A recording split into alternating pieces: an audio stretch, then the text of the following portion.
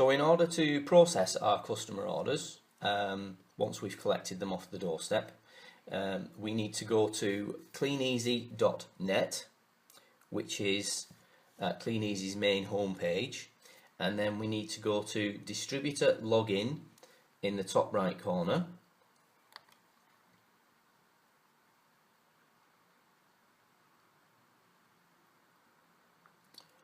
And on this page, we need to enter our distributor number and our password.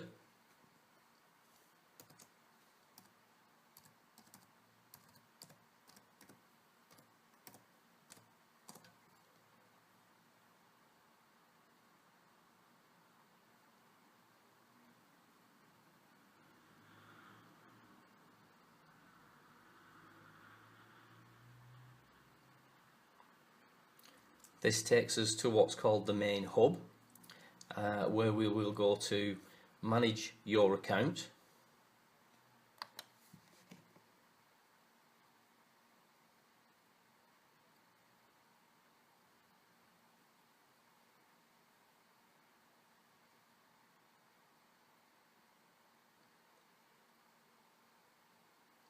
You'll then find the main order processing page.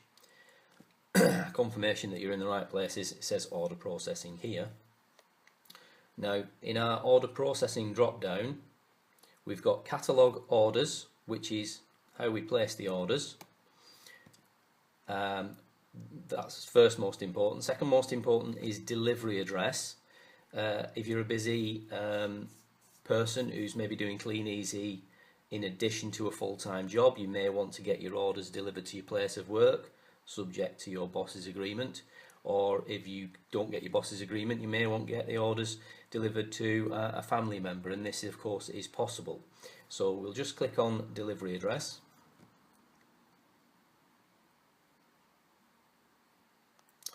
This will pop up pre-populated with the address that you've got on the system. So if you have chosen to change the delivery address, when you press the button at the bottom, you'll see an acknowledgement that says we successfully received your details. You'll get further acknowledgement of that later in the process, so that we then go back to catalogue orders, this one here.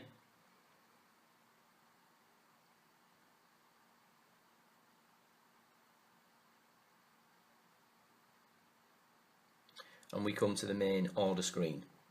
Now we've got a button here that says full screen. That's an option to see the entire details of the order, which will open in another tab. We'll show you how that what use that has in a moment.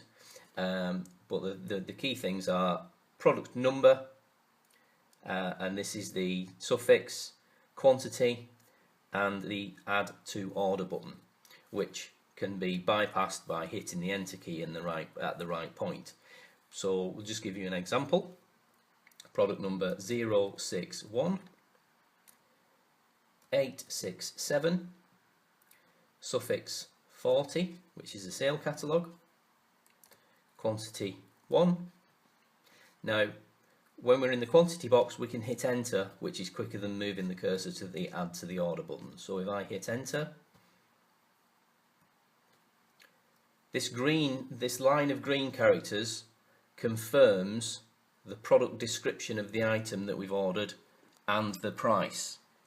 Now this is important because customers sometimes make mistakes when they enter the product number. So we just cut to the order form now. So we entered the product code and we confirmed on screen that it was a telescopic window washer. We confirmed on screen the price. So our particular process, just so that we know where we're up to, would involve a diagonal line through the page number, means that that order has been placed. For example, if the customer had ordered more than one item, we would want to work our way down the page, ticking off the items as we place them. It's also the 15th of September today, so we're going to assign these products what we might call a batch reference, so that we can trace them at a later date, which is as simple as 15/9. So if we're looking, if a customer has a return in the future, or indeed a customer wants to, for example, say, can I have some more of what I had last month? You can look back through your records and you can access the pink copy of this order form, and if there was a return necessary, you could use this date to very quickly track down the invoice, therefore the invoice number, in order to do the returns. We think that's very important. So we group our orders together in batches. Okay, so before we enter the next item, we need to check we've got the cursor flashing in the product number box, which we have. The product code is 013811. Cursor automatically jumps to the suffix box. We put 8T. Quantity comes up generally automatically as 1, and if we press enter,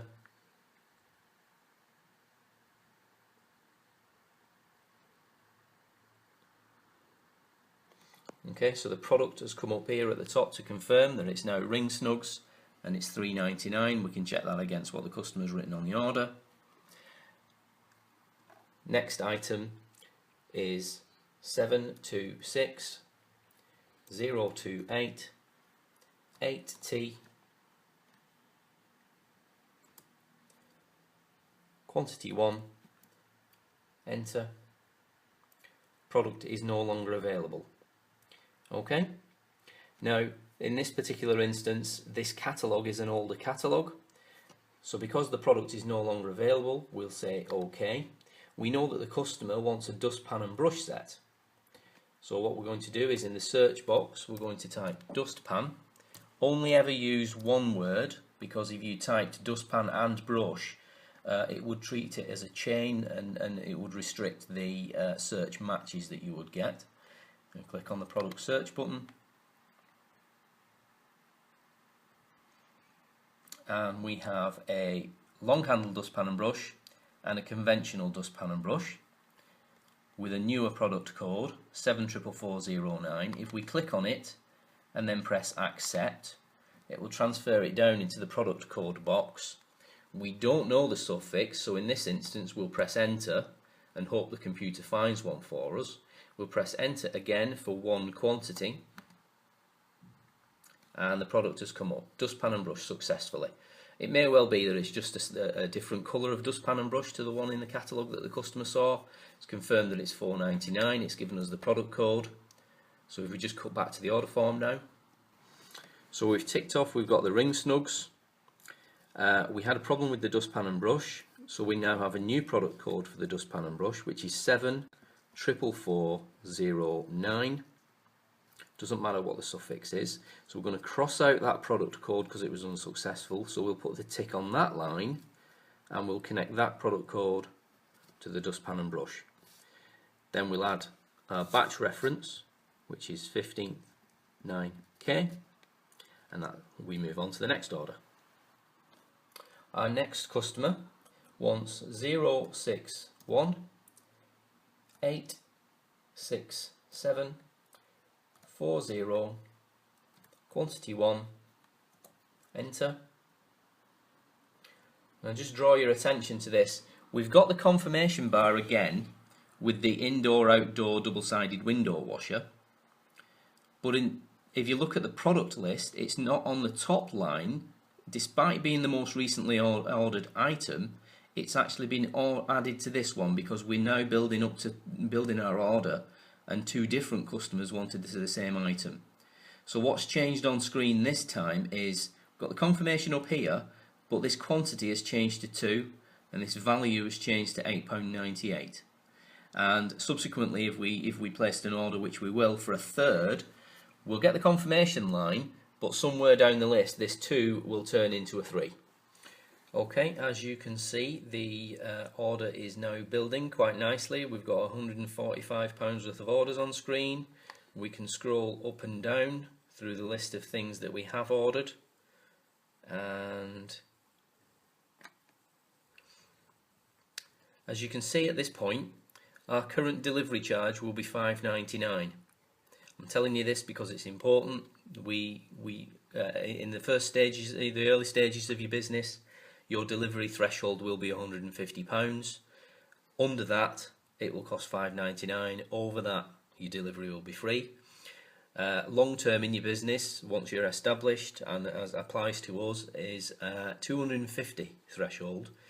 So because our order value is less than 250, we're currently expecting to get charged £5.99. Now we will exceed that, and I'll show you that that disappears later. But we've just got an example of another not quite so normal order, so I'm going to punch it in. And the product code is 735353.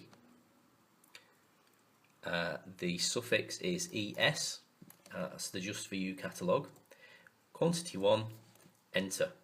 Now, because this is an owl spectacle holder from the Just For You catalogue and personalisation is on offer, this little dialog box comes up with save, cancel, no personalisation. Now, if the customer doesn't want it personalised, we just click the no personalisation button, as we have on 2 items so far today. But this particular person is called Janice, and she wants Janice to appear on her spectacle holder. So we've typed Janice in capitals, and we're going to press save. And this is now added to our order list. It's been added to this part of the list, £14.99 times 1, and our order total, of course, has gone up accordingly. Okay, next item is 743771. Oh dear, this particular product is out of stock, so we've got a little dialog box. It's telling us when the product is expected back in, but it's given the option to add it to our back orders. Now, if we do add it to our back orders, we'd be able to check on that at a later date using this button. We will get, if we have products in our back order list, we'll get notifications to tell us when they come back into stock. I'm not particularly bothered about that because I operate an efficient system that would continue to check for things to come back into stock, so it's not a problem. So I'm going to click cancel on this occasion, but that's just to show you what happens in that instance. And now we're going to pan to the order. So we've ticked the owl and we've put the annotation 15th of the 9th for this batch of orders, but the silicone collapsible funnel was out of stock, so we haven't ticked it, and we've put OOS, abbreviation for out of stock, so that I know to produce a second order form for the funnel, so that when I take this order form as the receipt for the owl, I've still got an order form to process the subsequent order when the silicone funnel comes back into stock. Okay, as I said earlier, our order value has just exceeded £250, and I mean only just, £250.57, and this line has now changed to this order is now qualified for free delivery. So I just promised I would show that point. Okay, next item is a sales aid. So for example, Christmas catalogues are 750140, and I want 2 packs of Christmas catalogues. It confirms Autumn Winter 14 Christmas catalogues, pack 50 times 2 lots comes to £16. Okay, now I'm going to just quickly give you an example of deleting an item from the order.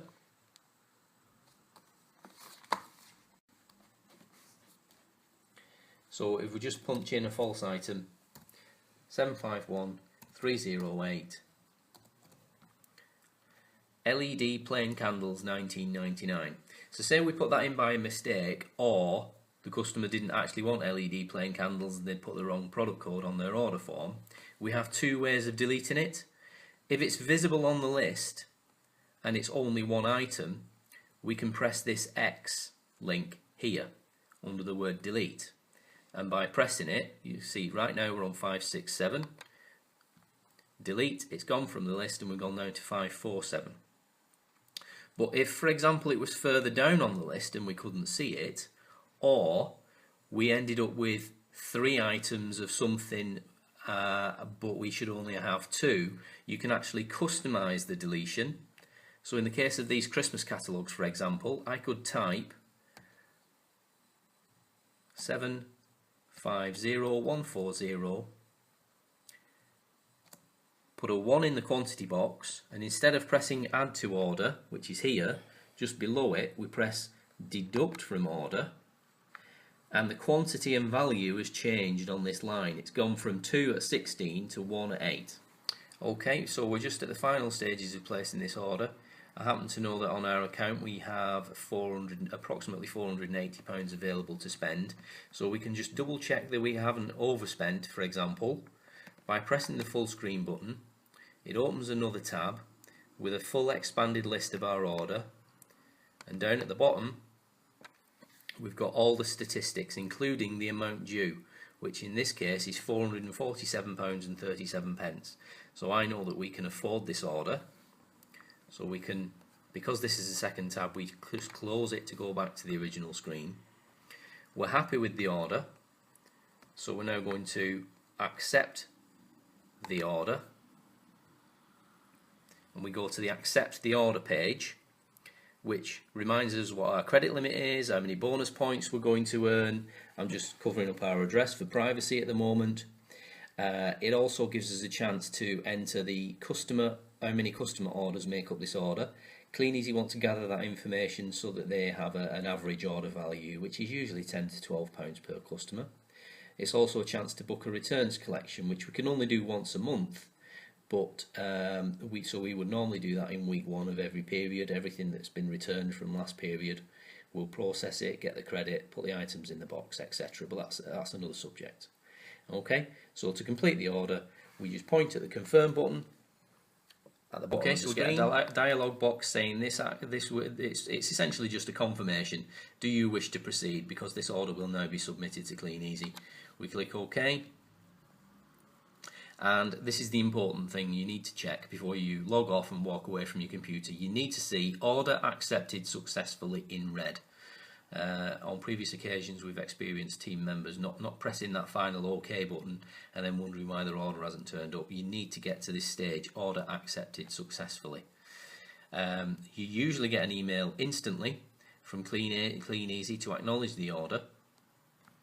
Okay, so this is Katrina's inbox. You can see service.center is the sender, and the subject matter is internet order and a number. If we open this email, you'll see that this is confirmation that the order has been processed. Now we should in the next 12 hours get a subsequent email that actually confirms that the order has been passed to picking and packing. So you will receive 2 confirmation emails so that you can be certain that your order is being processed. Okay, as we showed before, we'd received a single confirmation email to say that the order had been received. I did say that there would be subsequent emails, and here they are. They appear to be duplicate emails. They've got the same number, but one has a P on the end, and that's because we've ordered some personalised items, and the picking and packing streams are different for your conventional items. So if I just open this one, it's essentially just, it confirms picking and packing, which is good news. That means we had the money in our account and the order is being processed, and it confirms the order number.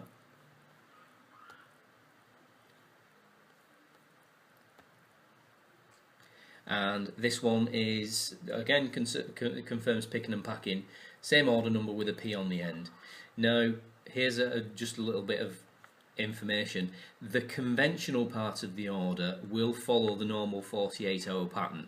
So because we placed the order before 3:15 on Monday, we should receive those goods on Wednesday. We can't guarantee, however, that the personalised items will turn up on the same day, because they go to a different part of the building for the personalisation, which of course adds extra time. When personalised items first came on stream, Kleeneze did suggest that we should leave at least an additional 7 days for 7 days in addition for personalised items. Now our last batch of personalised items came 5 days after the main order, so that was 7 days in total. So that's the maximum, 7 plus 2, 9 days, but they may come sooner. But if you do place an order for personalised items, they will be split at the order confirmation stage, and they will appear on a different invoice.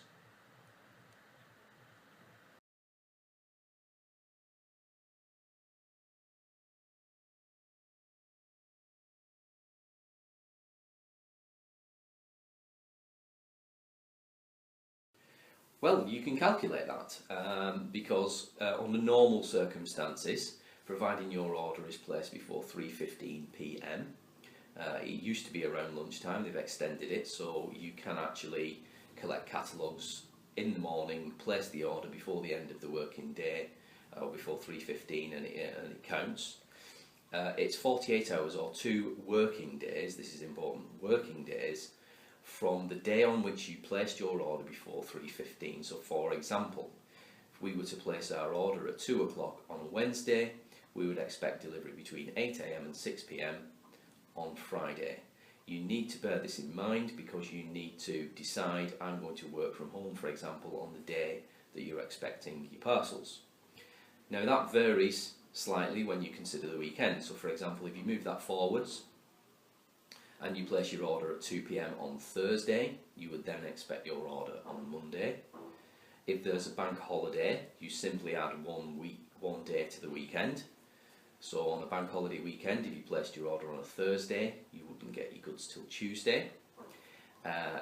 More critical to that then is the compounded bank holidays in the case of Easter and Christmas, in which case Kleeneze actually issue very detailed delivery schedules in those seasons. They publish them via the EWB. They will be available on the website as well to download, where you can calculate on any given day or even any time of that particular day when to expect to receive your parcel. But also, as well as in addition to this, you can track your Kleeneze parcel. So by logging into your Kleeneze area using your account number and password, you can then click on tracking and previous order, in which case you will get a drop-down list of how many parcels you're expecting, so you can identify how many parcels to expect, maybe 2, 3, 4, we have had up to 9. You can then click through from that consignment number to the Parcel Force website and get tracking information to check, for example, that it was loaded to the vehicle for delivery that morning that you're expecting it. So that allows you to know that you're expecting, for example, 3 parcels definitely that day. That warns you that when the Parcel Force man turns up on the doorstep that you're looking for 3 parcels. If for some reason he gets 2 out of the van, you can look at the labels, and if it says 1 of 3 on one and 2 of 3 on the next, you can actually say to the driver, excuse me, I am expecting 3 parcels, could you take a look in the van for number 3 please? Because these people are very busy. The back of the van isn't necessarily as organised as you might expect, and he might miss one of your parcels. So for the benefit of your customers, you can actually operate more professionally than he is and help him do his job.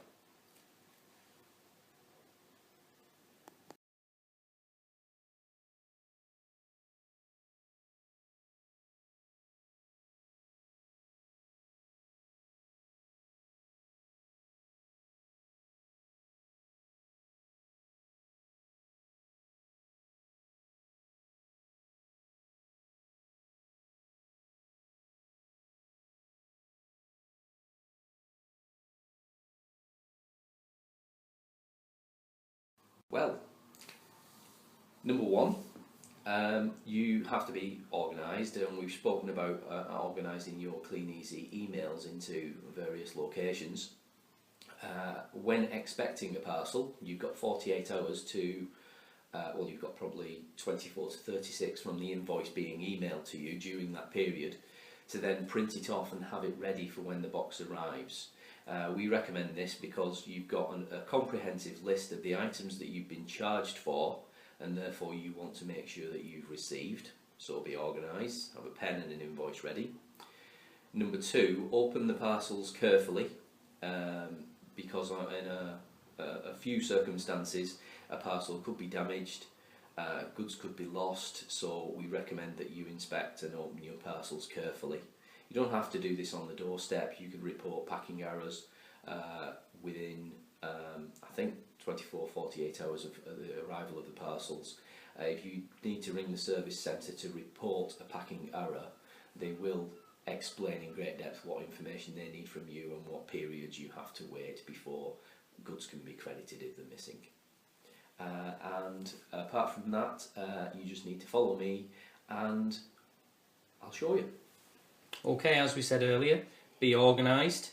So have your invoice printed, because this will give you a list of all the goods you're expecting. More importantly, all the goods you've been invoiced for. If there was any discrepancy during the packing process, that will be reflected on this invoice, because it will show quantity ordered, quantity sent. We'll need a pen, and we'll need a pair of scissors. Okay, not going to zoom in too much, but my orders are sorted into 2 stacks for 2 different villages. The addresses for privacy of the customer have been covered up, but on top of each of the stack we've got two examples of out of the ordinary orders. This particular instance, this item was out of stock, so this order will be removed and put away for the next batch of orders. We'll try again. And the first order in this pile, one of the items that was in a sale catalogue is no longer available. So we've made a little note, we just put NLA in brackets, so that when we approach the customer on the doorstep we'll be able to explain why that product isn't present. Okay, so here's our parcel, just covered up the address for privacy. Tip of the day, we need to cut these straps. But when these straps get to landfill they could be quite dangerous to wildlife. So what we're going to do is we're going to wrap these straps up. Now Katrina ties them in a very intricate design. I'm going to cheat, but the goal is the same. We want to prevent these straps from being able to strangle wildlife, and one of the ways we can do that is to bundle them together like so that when they go in the bin they're not going to damage any wildlife. Okay, I'm going to remove the lid. We have a packing slip.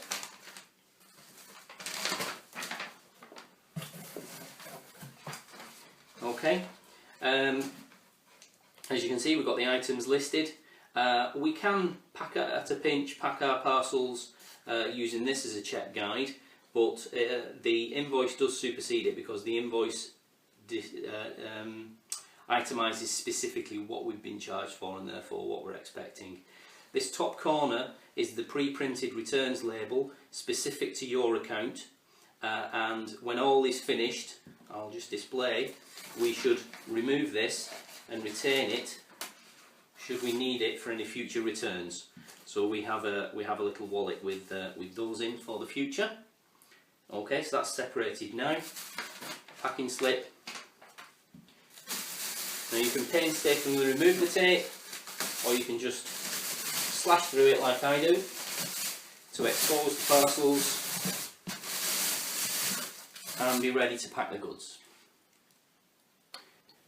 Okay, so this customer has asked for 1 strawberry stem remover and 3 pink heart long boot stands. Now the long boot stands are easy. 1, 2, 3. Strawberry stem remover is a little bit more complicated. It's smaller, but I know what I'm looking for pretty much, because we've sold so many of them, and that's a little box like that. So that's the first order, is 3 of those and 1 of those. Okay, staying with the theme of being prepared, you will have seen in other aspects of the training that when you're placing your first order you may wish to order the sales aids. So I'll just take you through these. You've got 3 possible sizes of package for your customer. These are the Kleeneze large carrier bags, available in 100s. These are the Kleeneze small carrier bags, available in 100s. And then if anything is suitably small enough, we have the Kleeneze snappy bags that we use for our catalogues. They will quite happily hold something the size of an order form or less. For example, if a customer had just purchased a strawberry stem remover, that could be put into a snappy bag. That would fit into a snappy bag and the order would be waterproof, which is sometimes very helpful if you're delivering on foot, on a push bike or on a motorbike. So if orders are small, I do prefer the snappy bag because it keeps the order waterproof. Okay, so we're just going to prepare this with this one order. In the earlier part of the training, we suggested a diagonal line through the page number to suggest that the order had been placed. So what we're going to do is we're going to make use of that now by, we look at the strawberry stem remover and we tick it off on the invoice to say we've accounted for it, and on the order form we put a diagonal line in the opposite direction, so we've now got an X saying we've got the strawberry stem remover. Then we look at the pink heart boot stands, and the way I do it particularly, I would put 1, 2, 3 ticks, because it may well be that we've purchased 3 but 2 are for one customer and 1 for the other, so 3 ticks says all of those items have now been accounted for. Okay? Okay, so we take away the pink for our own filing purposes, and we'll work through the pinks when we're all ringing the customers possibly. We bundle the goods together, 3 long heart boot stands, 1 strawberry stem remover, and try to place the order form in the bag so that we can see it through the bag. It will make fumbling on the doorstep a lot easier if you can read the order form through the bag. In this particular instance, I'm going to pull the handles around the back, flip it over, tie a knot to keep these heart boot stands together, and that's our order ready to go to our customer. I can read the delivery address on the doorstep and read the price.